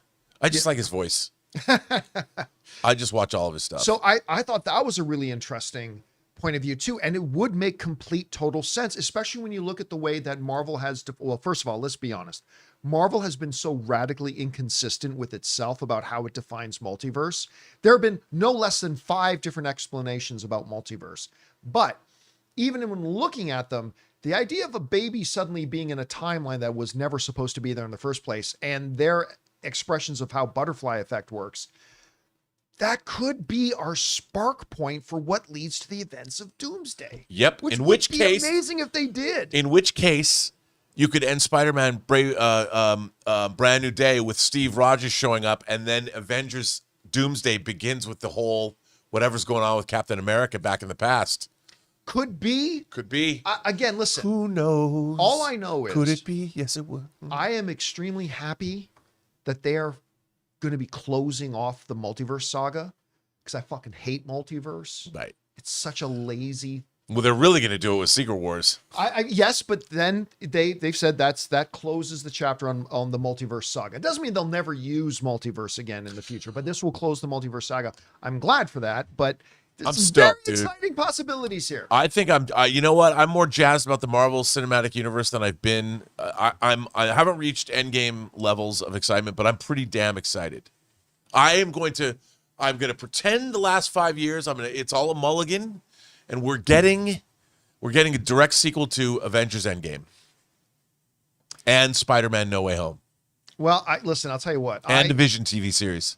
As critical as I've been of the Marvel Cinematic Universe since Endgame, they have done some things I've really loved. Yeah, me too. Obviously, I've already referenced Shang-Chi. I thought WandaVision is still the best thing they've ever done on television. Has been great. I loved Thunderbolts. I did too. I loved Guardians of the Galaxy. Yeah, Guardians of the Galaxy 3. So, as critical, and I think justifiably critical as we have been of Marvel, but we don't want to wash over the fact that they have done some things in this time frame that we think have been very, very good. And if very, I dare very say, exceptional. Eternals suck at haters. And I like Eternals, but we are now barreling towards Doomsday, and we're barreling towards the first trailer officially coming out, and whether it's the thing we've already seen, maybe that with a little bit extra, who knows, we'll find out. Guys, question is for you. What do you think about this Spider-Man leak? Do you like the sounds? Did you have a chance to see the video when it was still up? I mean, it's hard to tell what was going on. What do you think about the description? How excited are you for the ninjas? Whatever you guys think about all this, jump down into the comment section below and let us know your thoughts. All right, guys. With that down, it's now time for us to move on to the most important part of our show, which is, of course, taking your live comments and questions. By the way, I'm about to turn off the super chat, so if you still have a thought, theory, opinion, or question you want to fire in, do it within the next 30 seconds or so, because then I'm turning off the super chats. We've got enough there for the rest of the day. But before we get to your questions, we've got two things we got to do. First, bid good day to writer, director, producer Robert Meyer Burnett. Great job as always, man. We'll talk to you tomorrow. I'm going to go home and watch Colton's video again. Yeah. The other thing we need to do is thank the other sponsor of today's episode of the John Campea Show, our friends at Aura. Guys, we want to take a second to thank a sponsor of this video, Aura. Guys, if you are anything like me, you swear every year you're going to be on top of your Christmas shopping, and then suddenly it's December 20th, the shelves are empty, and you're standing around in Target asking yourself, does my aunt even like candles? But this year, I am not doing that because of Aura Frames. It's completely saved me. See, I always struggled with what to get people in my life, but this year I'm going to give out a couple of Aura Frames, and it's hands down the most personal, meaningful gift that I can possibly give. And here's the best part. Aura lets you upload unlimited photos and videos. Plus, the frame comes in a premium gift box with no price tag, so it feels like a classy, well thought out gift, even if you bought it last minute. Guys, you can't gift wrap togetherness, but you can frame it. So for a limited time, save on the perfect gift by visiting auraframes.com to get $35 off Aura's best-selling Carver matte frames named #1 by Wirecutter by using promo code CAMPEA at the checkout. That's auraframes.com, promo code Campea. This deal is exclusive to our listeners, and frames sell out fast. So order yours now to get it in on time for the holidays. Support the show by mentioning that we sent you at checkout. Terms and conditions apply. And thank you to our friends at Aura for sponsoring today's episode of the John Campea Show. All right, guys, with that down, let's get over to your questions here, shall we? Jonathan, what do we got up first? Let's see. We got Mickey Bell says The Force Awakens turns 10. I saw it on this day in 2015. The hype was real. Still love that film. What are your thoughts on it 10 years on? The Force Awakens was great. I'll argue with anybody about that. I stand by that. I talk about it a lot, but like when that came out, like Schnepp and I, Now, because our studios was right across the street from the AMC Burbank 16, at least 10 times we Yeah. ran over there just to go watch The Force Awakens again and watch it again and watch it again. Now, again, it is not on the same level as the original trilogy at all, of course, but I really enjoyed the film. I thought it was fun. It felt like Star Wars again. It was, certainly better than any of the prequel garbage. Now, where they went after that is a totally another discussion once we get into The Last Jedi and, of course, the train wreck that is known as The Rise of Skywalker. But I mean, that first one I loved. I really did. I had a great time with it, and I can still watch it today. All right, what's next? We got Mickey. No, sorry. We got HV3. What do you think about the NHL players possibly not playing in the Olympics due to the issue with the building of the arena and possible unsafe ice conditions? Well, that would be a players association thing, I think. So, I mean, look, I love the idea of the Olympics having the truly best athletes, not just the best athletes who happen to not be professional. I think the thing about the Olympics is every country bringing their best. So I've always preferred it when watching Summer Olympics, seeing real NBA players being able to go and play and with non-NBA players as well. Same thing with hockey. I hope it works out. But I mean, again, the Players Association has to look after their members. So we'll see how it turns out. All right, what's next? X-Men Superfan says, rewatching Princess Bride, and I relearned the lesson Rob was teaching in the film to value stories of love and romance. So any suggestions of films to watch to appreciate those genres more? Why not its spiritual successor? Stardust. Yeah. I mean, Stardust, that movie to me, I think honestly, and I say this with no hyperbole, I think Stardust is the most underrated film ever made. I'm not saying it's the best film ever made. I'm just saying no one ever talks about it. And it really deserves to be in the conversation when we talk about some great, and you're right, Jonathan, the way you put it, it is absolutely the spiritual successor to Princess Bride. It's beautiful and wonderful. And if you have not seen Stardust, it's got Superman and Daredevil in it.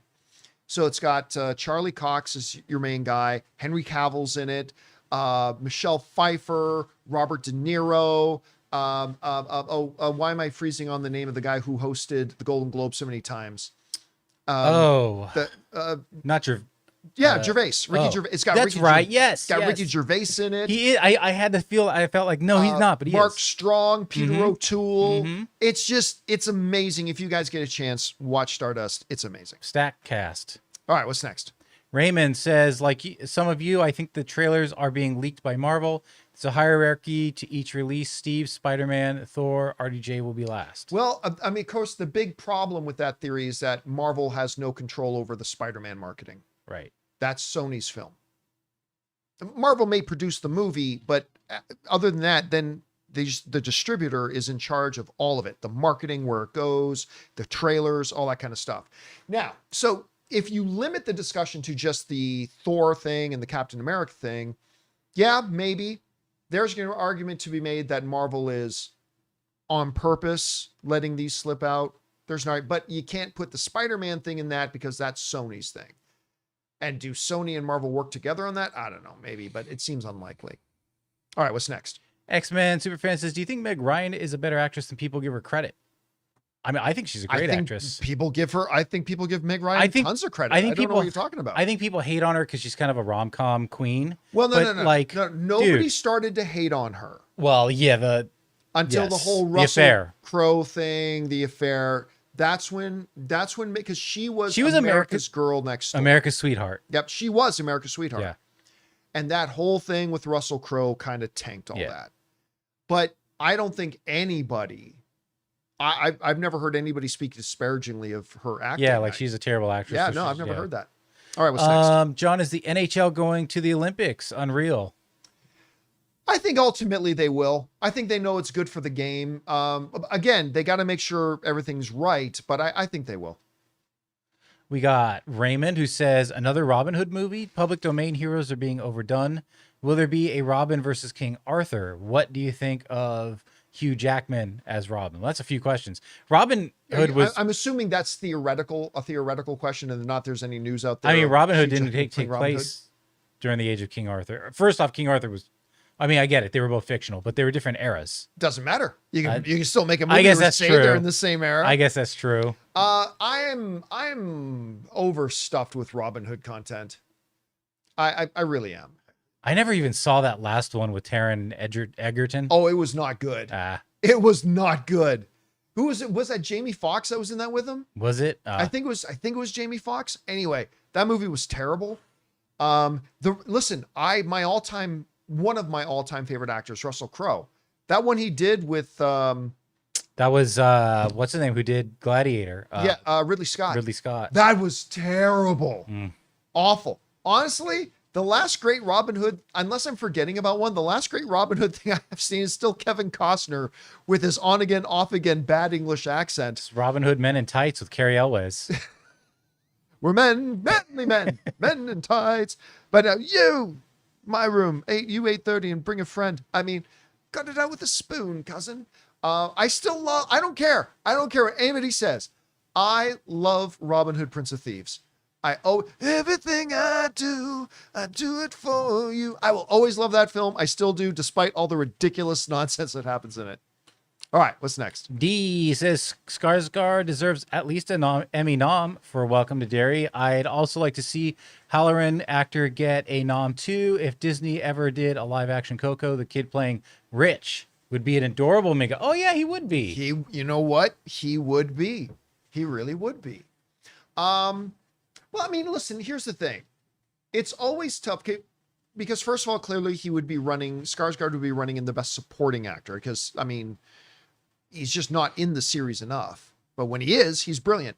But remember, there are only so many nominees. And when you're saying he at least deserves this, well, does he? It depends on who else the nominees are and who else is up for a nomination because there's a lot of really great supporting. But I will say this. It was a good enough performance that it needs consideration. Sure. Seriously, this was the best Pennywise we've ever gotten. Out of the movies, this was next level. The performance was incredible. So without having seen all the other potential nominees, I will say it is a performance that at least merits consideration for a nomination. 100%. Mm-hmm. All right, Mark gives us some support there. Oh, thank you, man. Appreciate that, dude. Oh, hey, Mark. Raymond. Hi, Mark. Raymond says, rest in peace to Gil Gerard, Buck Rogers of the 25th century. Yeah, I read that yesterday, Yeah. man. When I was a little kid, I just remember that was a show I would watch. I always preferred the old Battlestar Galactica over Buck Rogers. Oh, sure, me too. And I don't think that Buck Rogers would have existed if it wasn't for Battlestar Galactica. But still, I remember too, he had this friend whose race was half man and half hawk. Yeah. And his name very creatively was Hawk. But yeah, man, I used to love that show as a kid. Yeah, R.I.P. to Gil Gerard. I don't remember anything else that he ever did after that, but he was Buck Rogers, man. All right, what's next? Storm Dragon says, post-Oscar deal, does Netflix's argument that YouTube is their main rival carry more merit? Yes. Yeah. Yeah, it does. And I think YouTube would say that as well. Like, listen, again, we all may talk about Netflix, but the number one streamer in the world by every metadata is YouTube. And they are getting more and more into the business of being a full-fledged streamer, not just a video sharing service. And so, yeah, I think their argument does hold weight. All right, what's next? Michael, as long as, excuse me, as long as YouTube doesn't cut off the end of the Oscars broadcast like Hulu did, I'm good with it. Yeah, I remember that. Seems like a bad time to cut it. That was like, didn't they kind of pass that off as the fact that it was like pre-programmed that it was going to turn off and they thought the show would be over by then? Yeah, it's almost like when you set your DVR to end 5 minutes after broadcast, but it goes 15 minutes. That was such a botch. That was such a botch. Anyway. All right, what's next? We got X-Men Superfan who just wants to know our thoughts on Singing in the Rain. I think it's an amazing classic musical. Yes. Gene Kelly is a master. I will say that when you watch it today, because I rewatched that not recently, but I think back when I was still at AMC. I did a rewatch of it. It totally embodies that era of Hollywood. Yeah. if you take away the music, is it like an all-time classic movie? No. No. But it is all about the music. And like listen, today you can have a kid who's never seen a movie earlier than 1985, but you start to hum Singing in the Rain. They know what you're talking about. Yeah. Right? It's like, it's iconic. All right, what's next? We got Hollow Lord. Hi, watching Knives Out 3. Enjoy seeing it last night. Well, watching it, enjoy seeing it last night. Well, Yeah. I guess they watched Knives Out 3. So. Last night. Yeah. Listen, I got to tell you, I loved it. I don't know where again, I'm somebody who once I see a movie, I need to marinate with it for a while to know where it ranks with other things. So I still think the first Knives Out is still my favorite. I'm not sure how it ranks with Glass Onion, but I loved it. And it, the early reactions to it were 100% dead on. This is a much more dark. It's still really funny in places, and it's still a great mystery, but it's a much darker one than, say, the previous ones were. I loved the movie. I thought it was terrific. I still need to see it. All right, what's next? Carlos says, I love the DCEU as it felt like a completely different flavor from the MCU. The DCU, however, feels too close tonally to the MCU. Still good, though. Well, you've only seen one thing from it so far. Outside of the TV shows. Yeah, wait till we see Lanterns. And that's that. But listen, was it different? Was the DCEU different from Marvel? In many ways, but that's not enough to make it good. Right. Now, remember, you're talking to somebody here who, except for Birds of Prey, The Fabulous Emancipation of Harley Quinn, and Wonder Woman 2, other than those two things, I either liked or loved everything else in the DCU. That's me. I liked or loved everything else other than those two things. But as somebody who liked or loved almost everything in the DCU, I interact with hundreds of thousands of movie fans every day, and I can tell you a lot of people just didn't like it. Being different from the MCU is not a formula for being great. Being like the MCU is also not a formula. You still got to make really good movies with good stories and compelling characters. And if you're taking characters that are from pre-existing source material, you've got to adapt them well to continue to be compelling. And the reality is, as somebody who continues to this day have Henry Cavill Superman standing looking over my shoulder, and I think is the most underrated comic book film of all time, they failed to capture the larger audience. They failed. Too many critics didn't like it. Too many audience, because I still to this day can't talk about how great Man of Steel is without a bunch of people going, Man of Steel sucked. And that's fine. It's all subjective, but being different from Marvel is not necessarily equal good. And, the key is you got to make good movies. You got to make movies that stand on their own and people enjoy and people love and people attach themselves to. And by the way, like, if you're saying, well, yeah, Superman felt more like the MCU, well, that's because James Gunn, who made a bunch of movies in the MCU, then made a movie over here, so it's going to have similar tone. Again, wait till we see Lanterns. Wait till we see Clayface. And then we'll start to judge more. Let's give it more than a one thing sample. Wait till we have 5, 6, 7, 8 things as a sample size to really determine how like or how unlike it is from Marvel. But again, how good it is won't have anything to do how like or unlike it is. It'll be whether they make quality product. All right, what's next? Zarian the Barbarian. We're all hoping Doomsday and Secret Wars is a success, but if not, what do you think Marvel will do? Obviously, they're not going to just stop the MCU, but realistically, what do you think they'll do? I mean, it's hard to say. Like, we're talking about a franchise that has already made like 20, 25, 30 billion dollars, right? And if the inconceivable happens, that Doomsday and Secret Wars fall on their face, which there's no reason to believe that's what's going to happen when you look at the history, but let's say they do. Kevin Feige definitely moves on. 100%. That's what happens. And maybe they have the hard talk and the hard conversations about actually rebooting. They're not rebooting after Secret Wars. But if Doomsday and Secret Wars both flop, maybe they do have to have that. Maybe Kevin Feige says, you know what? Marvel needs fresh leadership now. I need new challenges too. So I'm going to move on. So he's definitely out. And then they bring in a new vision, a new voice, and they probably have the hard conversation about we need to take a 1-year break and then we need to reboot our Marvel characters. And probably that's what happened. That's my guess. Again, I don't think there's any reality in which Doomsday and Secret Wars both flop, not when you look at the history. But if it does, I think ultimately the two main repercussions are Kevin Feige moves on, which I think he's probably going to do anyway. But Kevin Feige moves on and they actually do a hard, true reboot of the franchise. All right, what's next? Tiger Zord says, now that Jared Kushner's Affinity Partners is exiting WBD deal, will Paramount tap out? No, they won't. But what it is, because they'll have other financing that they can put in there. But that's part of the thing that Warner Brothers looks at and says, your offer is shaky. Right. Because you keep saying Larry Ellison is going to backstop it and guarantee the money, but he hasn't. And then you start talking about this trust that you're sending up that'll be the financial backstop, but it's not solid at all. It's got rotating players coming in and out. Your deal is no good. Now, that's not saying that Paramount can't put together a deal that's good and solid, whatever, but that's all part of the circus of this thing and why Netflix is the preferred choice of the Warner Brothers company, because they see that as a much more solid, much more guaranteed, much more stable offer than the Paramount one right now. All right, what's next?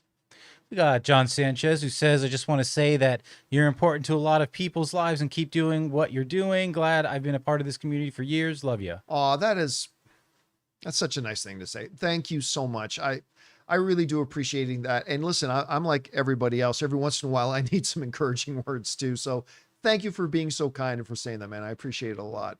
Zach Pasta Sauce Water says, John and Jonathan, you are given an infinite amount of money to build your own theater. What would you have in your theater that would be different from others? Well, I mean, look, even though you're saying you have an unlimited amount of money, as in any business, you have to do it in such a way that it can be profitable, and you can't spend $10 billion on making a theater, or else you're never going to make your money back. So there's a couple of key things I would do, some of which are being done in other theaters right now. All theaters, all seats, leather recliners.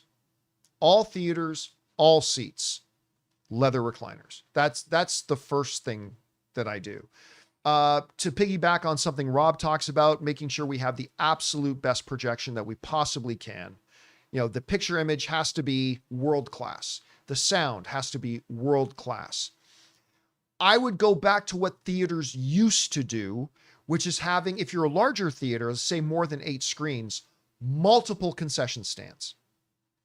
Multiple concession stands. It is, few things turn me off as much now as when I show up to a theater with about 5-10 minutes before my movie's going to start, and I realize that the line to get concessions is far more than 5 or 10 minutes. That's a real turnoff. Ann and I recently were at a movie theater, and we literally were in line for like 15 minutes just to buy a soda and a popcorn. So I would introduce again the concept of what they used to do, which is having multiple concession stands. I mean, you go to a venue and there's multiple bars. Yeah, exactly. Yeah, you go to a concert, there's bars all over the place. Yeah. So I would do that. Probably a few other things if I had time to sit down and think about it, but those are the first things that come off the top of my head. We got Luis, who says, Variety reported the Academy of Motion Pictures signed a multi-year deal with YouTube starting 2029 with the 101st Oscars. What do you think? Go back and watch the first topic of today's show. We explained it, and you obviously came in a little bit late. Yeah. Totally cool. But again, we talked about it at length, so go watch the first part of the show. All right, what's next? Tiger Zord says, since they really haven't talked about WB Games with any kind of interest, do you think they'll sell or close the gaming studio? You know what? That's a very good point. That out of all the assets of Warner Brothers, they've talked about what's going to happen with TBS, what's going to happen with CNN, what's going to happen with TNT, what's going to happen with Discovery, what's going to happen with DC, what's going to happen with the movie studio, what's going to happen with HBO. Nobody is talking about the game studio. But we do know this. Netflix has been getting more into gaming, right? Yep. Not in a super effective way, but they've been getting more and more into gaming. What will ultimately happen with their game, with Warner Brothers game division? I don't know, but I don't think just shutting it down is on Netflix's priority list. Start getting Stranger Things gaming and stuff like that. Yeah, I don't know what they're going to do with it, but I don't think their plan is going to be to just shut it down, because they, in the last 3 years or so, they've seemed very interested in getting into gaming. Yep. So, we'll see. And thanks to X-Men Superfan for the 5 Campea gifts. Thank you again, memberships. X-Men Superfan. We got Jalen, who says, so is Marvel just going to keep scrubbing leaks for 4 weeks, or do they pivot and just put the trailers online themselves? Nah, they're not going to put... No, look, the trailers will go online. Yes. After they debut with Avatar. Once they debut in front of Avatar, then they'll put them online, and that seems to be the way they're going to keep it. Yeah. All right, is this our last one? We just got a few more. Okay, let's go. Matt at the movie saw Fackham Hall the other day at AMC. It's probably one of the funniest movies I've seen in a while. Highly recommend. It's on my list. We've had a few people write in and recommend this one. I've still not seen it anywhere near me. Even when I go on AMC's website, I don't see it listed. Maybe I'm just skipping by it. I'll have to keep. But we've had a few people write in to recommend this thing and say it's really good. So if any of the rest of you have seen it, drop some comments in. Let us know what you think.